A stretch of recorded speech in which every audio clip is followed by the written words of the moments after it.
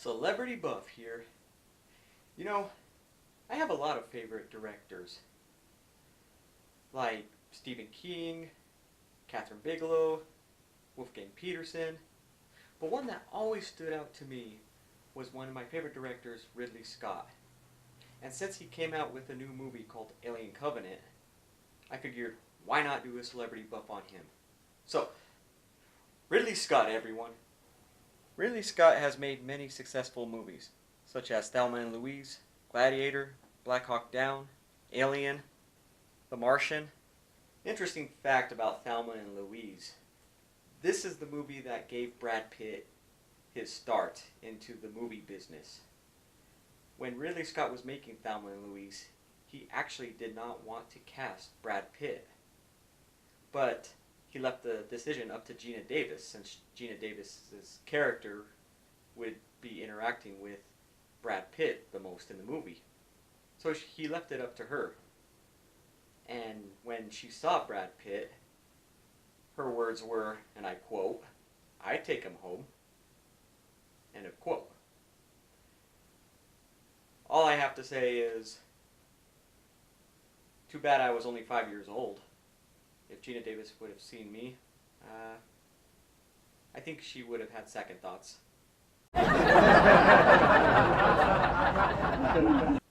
Oh, what do you know? Ridley Scott was born November 30th, 1937 in South Shields, Durham, England. He began his film career attending Royal College of Art and then went to work for BBC, British Broadcasting. He then went and started his own commercial production company called Ridley Scott Associates, bringing his younger brother Tony Scott along, who also was a director. As a young boy, Ridley loved watching movies, which inspired him to pursue a film degree. He made a short film called Boy and Bicycle, which he cast his brother Tony Scott. In 1977, he directed a movie called The Duelist. Then he went on to direct Alien and Blade Runner. His younger brother Tony Scott directed Top Gun in 1986. Then in 1991, Ridley Scott directed Thelma and Louise. Thelma and Louise was one of the biggest critical success and Ridley was nominated for an Academy Award for Best Director. In 1995, Ridley, along with his brother Tony, started Scott Free Productions, which Scott Free Productions made numerous commercials and movies. Which here are my top 7 movies that Ridley Scott has made. Yes, top 7, because he's made so much and he's one of my favorite directors, I couldn't come up with a top 5 list, so I have to go to 7. So here are my top 7. G.I. Jane. Demi Moore kicked ass in G.I. Jane. She was wanting to be with the guys, wanted to show that she can do exactly what the men could do, and no one thought she could do it. No one thought she can be one of the SEALs, yet she proved everyone wrong. O'Neill, tell him something or I will! Don't you tell him shit!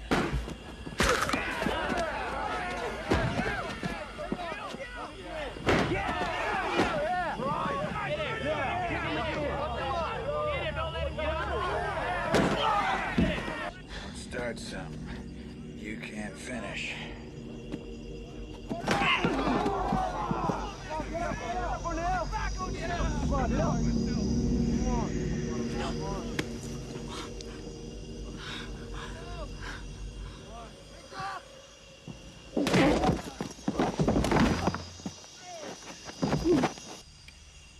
Guys, I'm saving her life.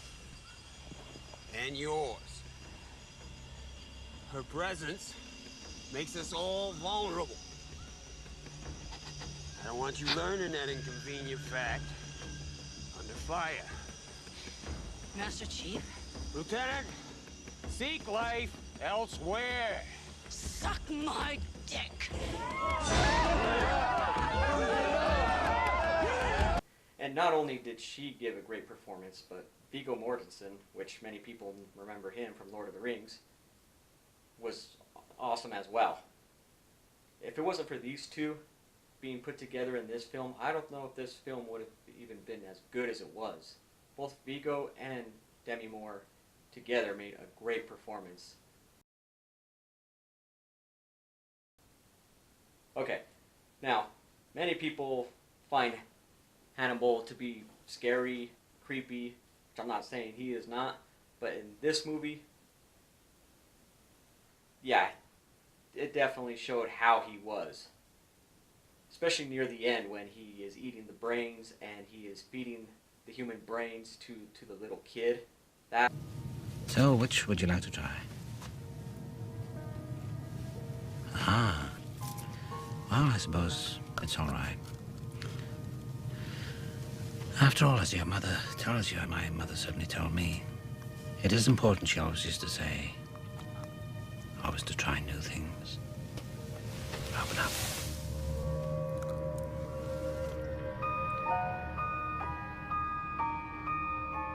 Was insane. Or the part where he cuts open the guy's head. He gets him drunk first.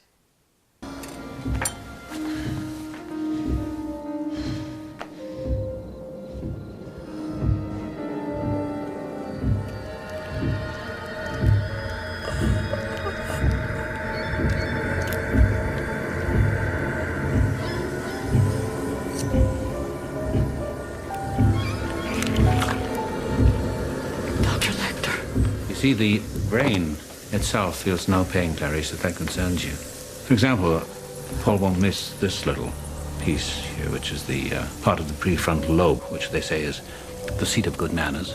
Maurice? Agent Starling, Paul, if you can't keep up with the conversation, you better not try to join in at all. Paul, I'm starving. See. Here. Now, here's the sac that contains the brain. I would really like some wine. That smells great. What the shit was that? I know what you're all thinking. Come on, you can say it. I'm saying the same thing, come on. Oh my God! Thank you. It's exactly what I was thinking. Exodus, Gods and Kings. Now, this movie had a really good story about Moses going to Egypt and saving all the Israelites, just like it was in the book of Exodus. However, I guess there was a few twists and turns, I guess for cinematic purposes, that did not match a lot of the story that was in the book of Exodus. You know, that you read in the book of Exodus, or that you see in other movies that they made from the books of Exodus. They made more of Moses like a knight here. I remember. We must leave!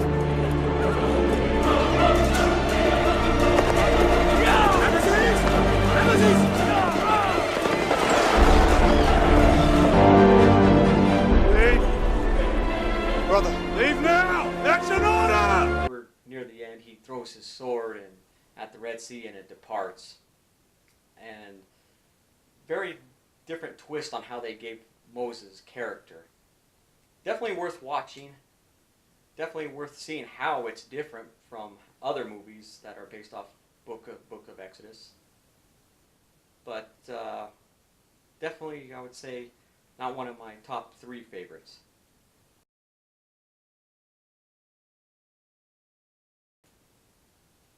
Okay, now, I thought this movie was going to be different.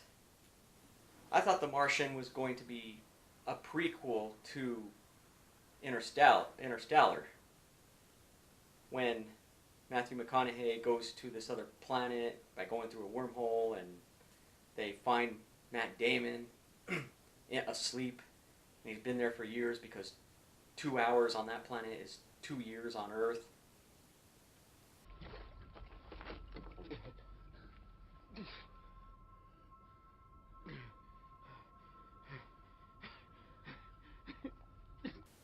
So I thought it was going to be a prequel, but I was wrong. Does not mean that it was not a good movie. I remember I put the movie in and I thought it was going to be a prequel, and it was totally a different plot about Matt Damon going to Mars. He gets trapped on Mars, and now he has to wait until help comes. But while he's waiting, he has to learn how to survive, and he starts growing food using his own waste, his own poop and everything to grow these food. And until he gets his help, until the help arrives, he has to deal with the harsh conditions of Mars. Still a pretty...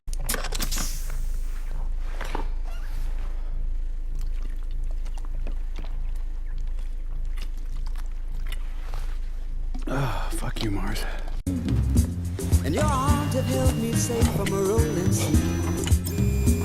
There's always been a quiet place to harbor you and me. Our love is like a ship on the ocean. What is he doing? I'm about to leave for the Schiaparelli crater where I'm going to commandeer the Ares 4 lander. Nobody explicitly gave me permission to do this, and they can't until I'm on board the Ares 4. So that means I'm going to be taking a craft over in international waters without permission, which by definition makes me a pirate. Mark Watney, space pirate. Good movie. Honestly, if I don't like a movie, after 5-10 minutes, I just turn it off. This movie, I actually sat through the whole thing and watched. And in the end, I liked it. It was pretty good.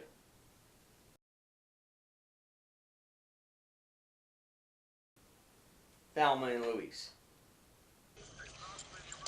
Am I in trouble, officer? As far as I'm concerned, yes, ma'am, you're in a lot of trouble. Hello, this is 9-8. You want to step back and get in your car again, please? Officer, I am so sorry about this. Would you let go of that? Now, I really, really apologize, but would you put your hands on the steering wheel?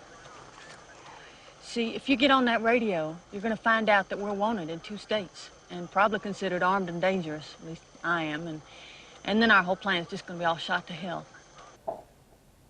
That is crazy.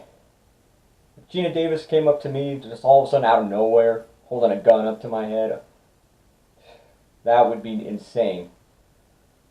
Well, I guess this proves that women are dangerous. And a lot of men, and we know, right?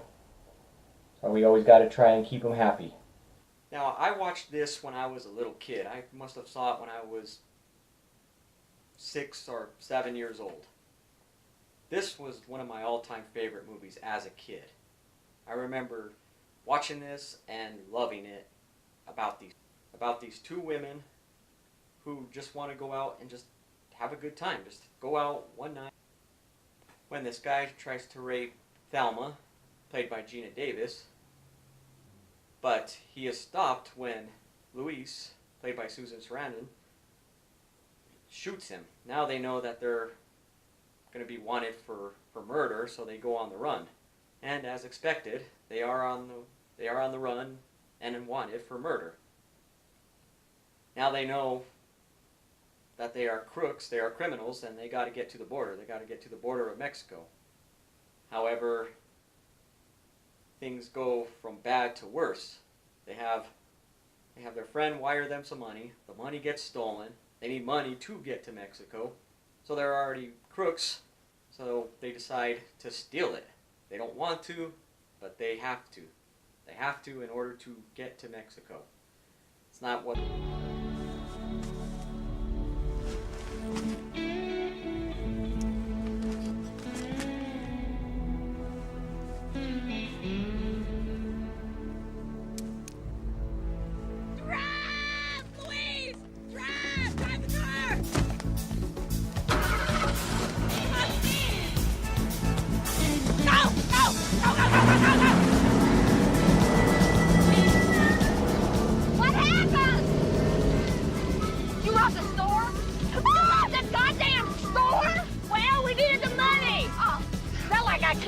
For God's sake. Thelma, I'm sorry. We needed the money. Now we have it.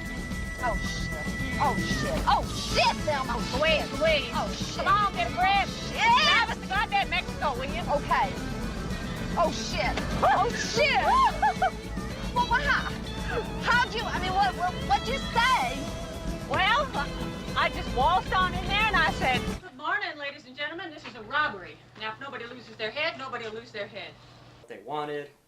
seriously, they just wanted to go out and have fun for one night, and everything goes terribly wrong. They murder, and then they get robbed, and then they have to rob. in order to survive. I say if you haven't seen this movie, definitely worth watching.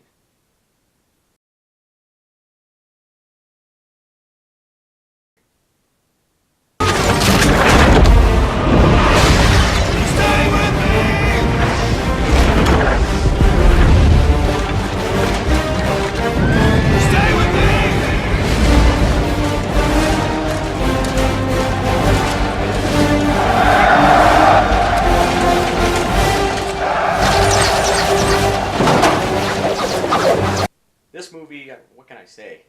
Everything was amazing about it. Russell Crowe's performance was amazing. Joaquin Phoenix was awesome. The music was awesome. I think it was the music. It's the music that makes the movie. And this movie definitely had some great music. Had a great soundtrack. Basically about this general who gets betrayed after the Emperor dies by his son, who's played by Joaquin Phoenix. And once he decides he's not going to pledge loyalty to the new emperor, he is discarded and left for death.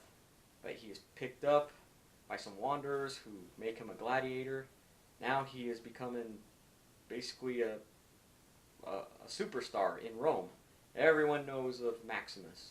And the emperor is hating it because now they see that Maximus, played by Russell Crowe, is beating the emperor, but in a different way. And the emperor is trying to find some way to beat him, but yet at the same time make it look like an accident.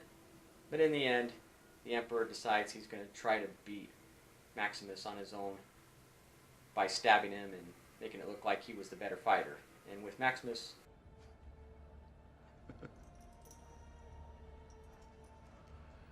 I knew a man who once said death smiles at us all. All a man can do is smile back. I wonder, did your friend smile at his own death? You must know. He was your father. You loved my father, I know. But so did I. That makes us brothers, doesn't it? Smile for me now, brother.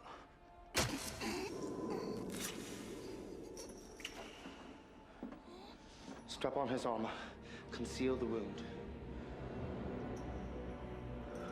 Wounded and hardly in reality, seeing his family in the other world, he still manages to beat the emperor. I say if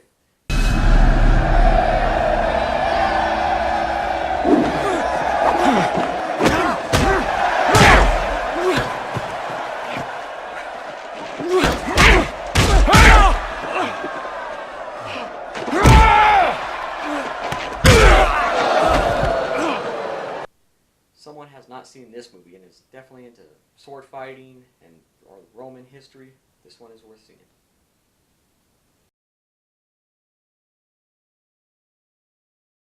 And now the number one. This was one of my all-time favorite movies of Ridley Scott.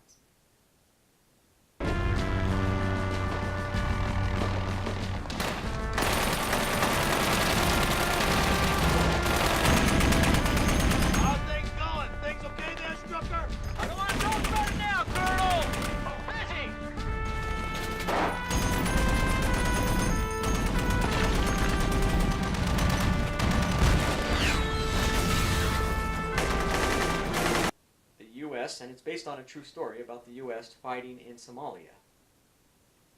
And about this warlord who is using starvation to kill many people in Somalia. The UN steps in and tries to stop him. The U.S. sends troops, ranger troops, to Somalia. And one day they discover that some leaders that are working for this warlord are meeting at a hotel. So they conduct a mission to capture these leaders. And everything is going good. Everything is going perfect. They go in, they capture the leaders, and then they're about to leave. But then it goes terribly wrong. A Black Hawk helicopter... What do you got, RPG? Coming up on your side, now!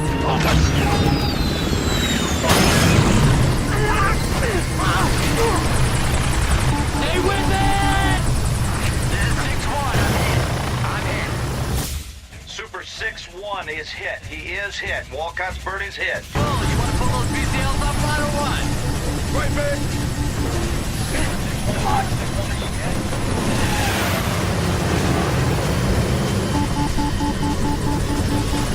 6-1 going down. 6-1 going down. 6-1 is going down. He is going down. Super 6-1 is going down. 6-1 is going down. Super 6-1 is going down.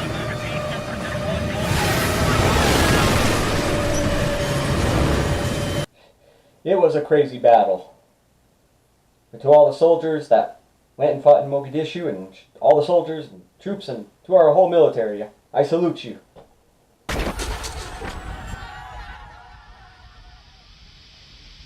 We got a Black Hawk down. We got a Black Hawk down. I'm Celebrity Buff, and I will see you again with another celebrity.